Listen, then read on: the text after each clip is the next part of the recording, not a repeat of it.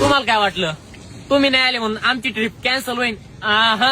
होत नसती. 2 मिनिटं थांबा फक्त 2 मिनिटं. हे बघा तुरु तुरु चालू नको जाऊ नको लांब गुलू गुलू गाला मंदी बोलू जरा थांब मग मग येऊ नग होऊ रे बेफाम काय हो पब्लिक दूर जरा थांब